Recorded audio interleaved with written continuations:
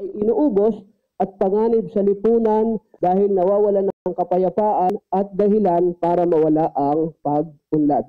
Talamak na talamak ang hasad ngayon mula noon hanggang sa ngayon, kaya hindi nagkulang ang pananampalatayang Islam na papag-ingatin tayo dito. Sa panahon natin ngayon, hindi napapansin marahil ng bawat isa na hasad na pala yun o inggit na pala yung nangyayari. Pag may nakitang mayaman, sinasabihan na wala naman yung ginawa, mukha yung pera. May komentaryo agad dahil mayaman.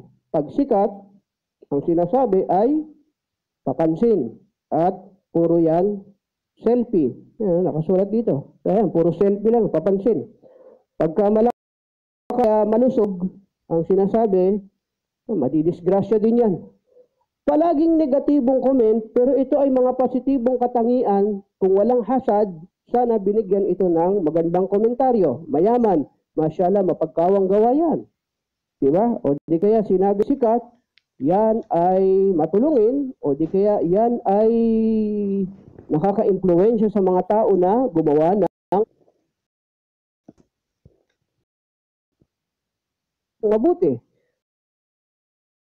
O lusog, gawin nawang pakinabang ni Allah ang kanyang kalusugan. Kaya hindi ganun ang mga naririnig natin. Allah, unfortunately, ay mga negatibo. Susundan niyo ako? Marami ang hindi nakakaunawa ng hasad at yan ang layunin ko ngayon, insyaAllah, o ng inggit. Sasabihin ko na lang to, mas mababaw na salita, mas naiintindihan natin. Dahil ang iba ay napagdududahan lang daw na naiinggit. Yung iba naman ay mahusay magtago ng inggit. Yung iba ay totoo na naiinggit. Yung iba ay hindi totoong naiinggit. Yung iba ay magaling magtago, hindi niya alam. At yung iba naman ay hindi kaya ng inggit, sumasabog, sumisirit, nahahalata. So, iba tao, no? Kaya dapat bigyan ito ng malinaw na gabay. Kaya meron ko ditong dalawang tanong. Ito ang sasagutin natin, inshallah. Number 1, paano malalamang may inggit sa'yo? Huwag maingay, ha? Okay. Number 1, paano malalamang may naiinggit sa'yo? Saan tayo kukuha ng sagot? Sa marangal na Quran. At yung pangalawa kong tanong, paano mo malalaman kung ikaw ang naiinggit? Pag nasagot ko to ngayong gabi, alhamdulillah, baunin natin tong kaalaman. Wala. Paano malalamang naiinggit sa'yo? May naiinggit sa'yo? O ang tao ay nataglay ng inggit? Pangalawa, paano malalaman kung ikaw naman yung naiinggit? Mamaya may paliwanag ako sa pangalawa. Medyo, tricky yun eh.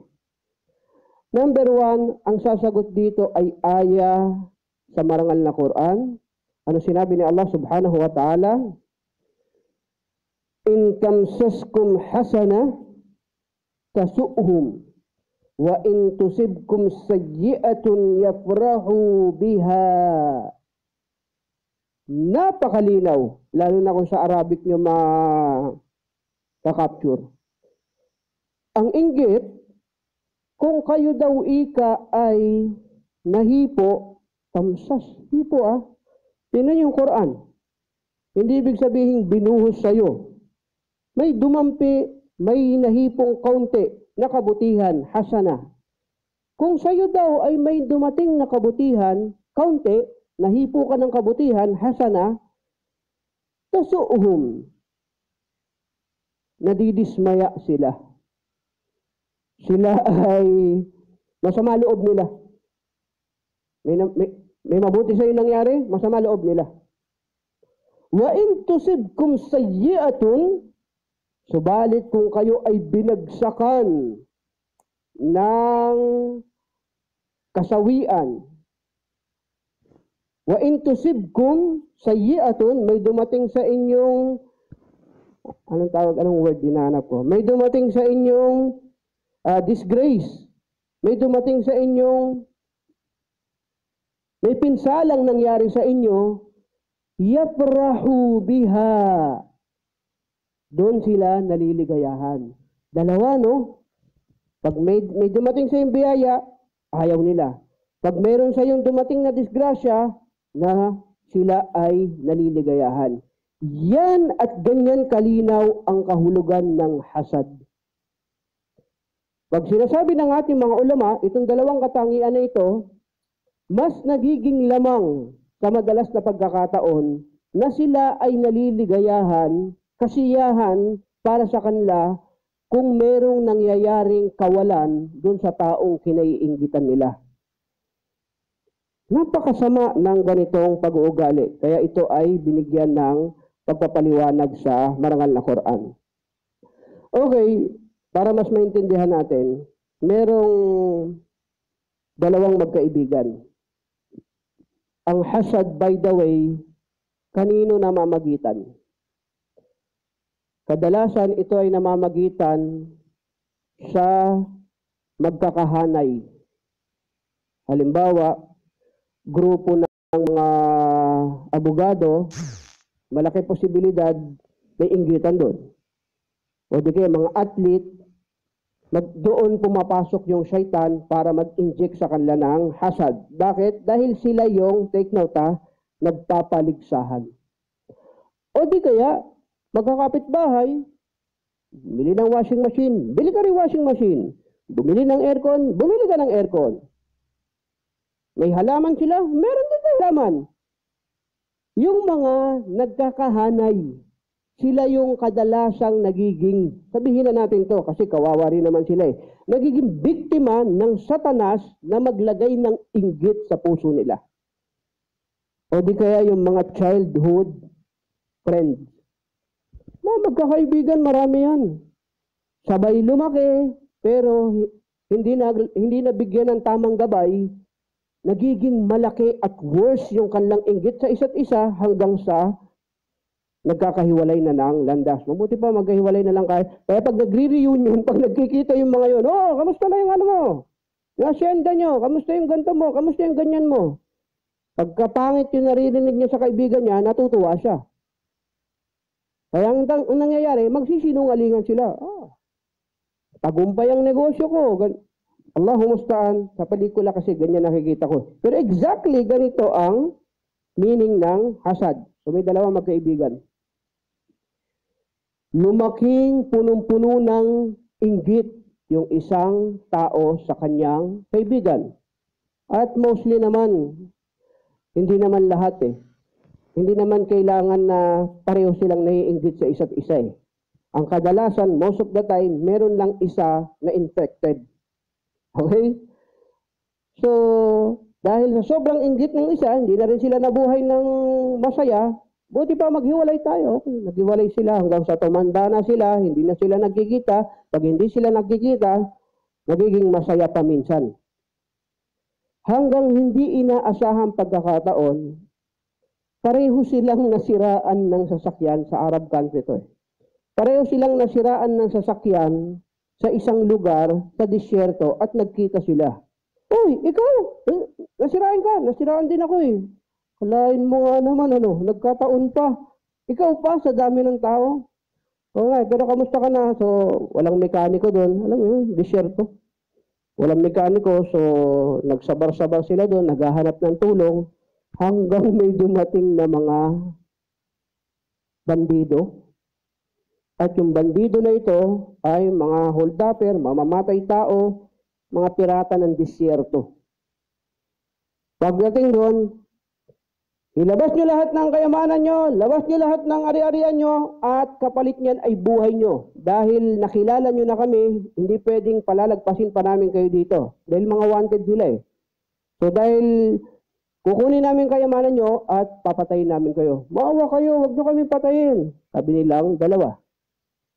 Pero ganun ang kalakaran dito. Dahil kayo ay napadpad dito at nakilala nyo kami, papatayin namin kayo. Pero maawain kami. Sabi, paano kayo naging maawain?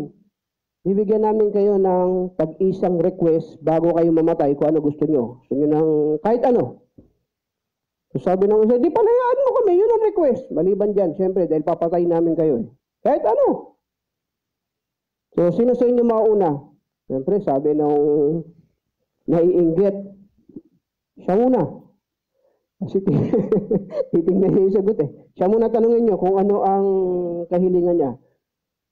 Sabi nung isang tao, yung kinaiinggitan, sabi niya, isa lang akong anak at yung nanay ko may edad na.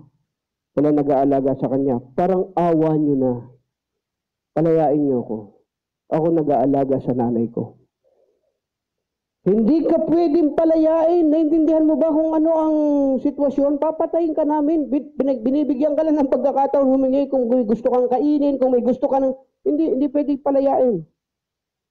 So sabi niya, sige, kung hindi talaga pwede, at least peram ng cellphone.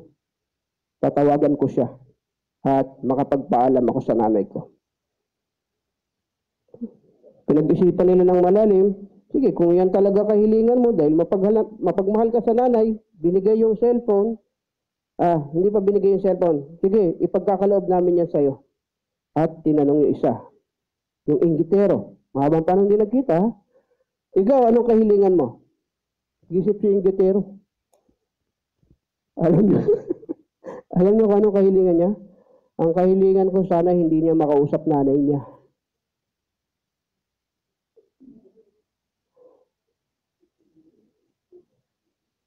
Nakita nyo? May sense ba? Wala. Ano mapapakinabang niya kung hindi niya makausap yung nanay? Pero na-explain kung ano ang meaning ng hasad. Yaprahu biha. Nakita niyo yung sinabi sa Quran? Pag may nangyayari sa iyong misfortune, kawalan, disgrasya, yun ang dahilan para sumaya sila. Pangit ano? Hindi sila sasaya kung magkakaroon sila. Ano naman kung magkakaroon ako, kung masaya naman siya. Ang gusto ko kasi malungkot siya eh. Ang gusto ko kasi nasasaktan siya eh. Ang gusto ko nahihirapan siya eh. Yun ang hasad. Kaya sobra nitong sama. Allahu musta'an, patawarin tayo ni Allah. Okay, ready kayo i-apply? I-apply natin ha, tingnan nyo. Halimbawa sa work,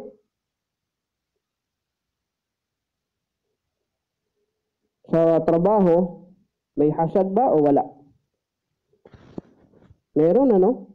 Tawarin tayo ni Allah. Sa negosyo, may hasad, wala? At ang nakakalungkot, pati sa dawa, may hasad. Halimbawa sa work sa work. O sabihin natin ganito, para maging sa business, ang pinaka main goal, for example, ang success ay ang magkaroon ka ng pinakamataas na building sa syudad. Diba ganyan sa business?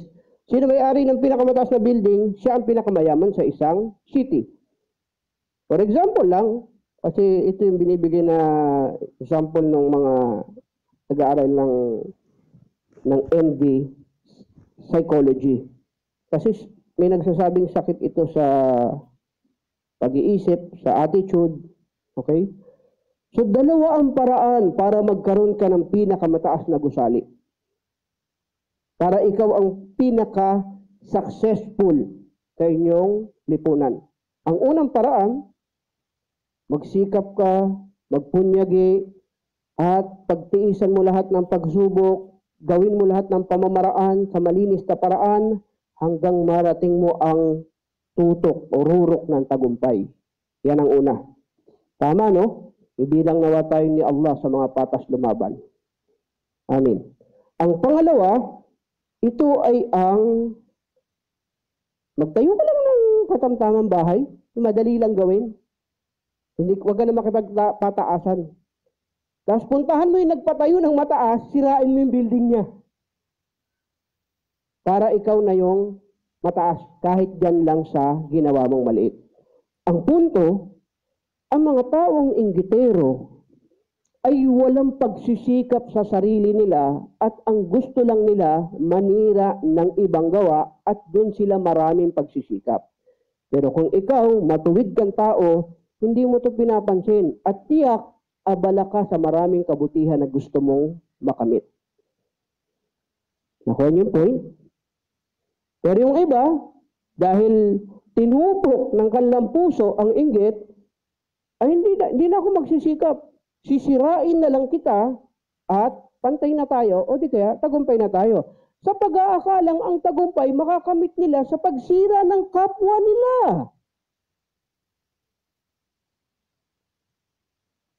Malalaki ang binigay ko ng example, pero kahit saan kayo pumunta, maski sa magkakapitbahay, magkakamag-aral, magkakatrabaho sa factory, magkakasamahan sa organisasyon, hindi ito nawawala.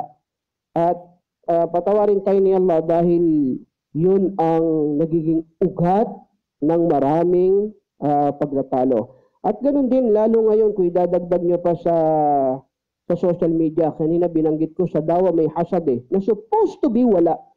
Bakit ko sinasabi? Kasi social media, may likes, alam nyo yun, pag nag-post ko, dami ng likes. Pag madami yung likes niya, gusto mo marami rin sa'yo, okay lang yun. Sige. I-like nyo lahat ng para mawala. I-views nyo lahat para dumami ang views. Kung pwede lang ganito Pero ang masama, hindi naman sila doon nakatingin Ang tumigil ka, mawala ka, at masira ka. Totoo ko hindi? Kung nauunawaan ako. Allahu musta'an. Pero kung totoo sa isa, tingnan nyo, anong purpose? Hindi ako masyadong magpapalalim dito para lang magbigay sa atin ng isipan. Anong purpose na gusto kitang talunin sa larangan ng dawa? Anong paligsahan? Samantalang, ang pala natin, tayo ay naglilingkod sa pareho nating.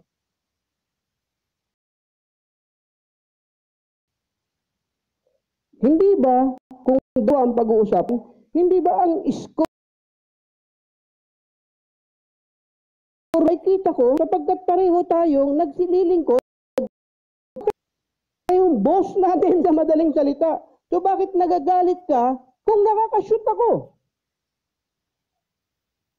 Nakuha niyo ako? Magka-team tayo. Nakalitan niyo?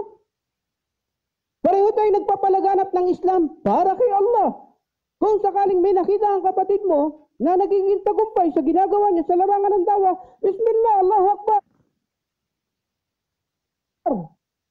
Pengi rin ako niyan, ha? Pengi rin, Lord, tulungan mo ako. Magkakampi tayo. Pero yung iba, hindi ganun.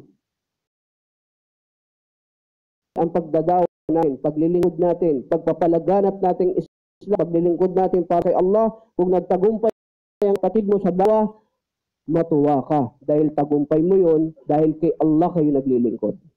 Pero kung naiinis ka, at gusto mo siya masira, gusto mo siya mawala, patawarin tayo ni Allah.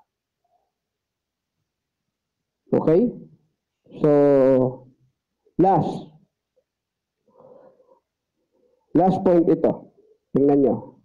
Pero ito yung sinasabi kong medyo kailangan pag-isipan. Paano mo naman malalaman kung ikaw ang naiinggit? Actually, walang sense to. Bakit? Kung alam mo na merong naiinggit sa'yo, tiyak alam mo kung ikaw ay nagkakaroon ng hasad. Tama ba ako? Kasi nalaman mo sa iba Kung nalaman mo sa iba, at eto sinabi ng katangian ng marangal na Quran na meron taong nagtataglay ng hasad, hinahanap mo lang yun sa sarili mo. So sa tingin ko, ang mas tama ay ganito. Ano ang lunas sa hasad? Okay? Ano ang lunas sa hasad? Yan ang tanong ko. Kung actually obvious ang answer dito, kung tayo ay palabasan ng mga, maliban sa mga ustad natin, kalabasan ng mga aklat o kaya palanood ng mga lecture ng ating mga scholar, alam natin kung ano ang lunas ng hasad. Halimbawa, kaya ko sinasabi to, naramdaman mo, parang nung nagkaroon yung kapatid, parang nainis ako astagfirullah, patawarin ako Allah. Hindi mo gusto, di ba? Nilalabanan mo. Ngayon, hindi ka pa biktima.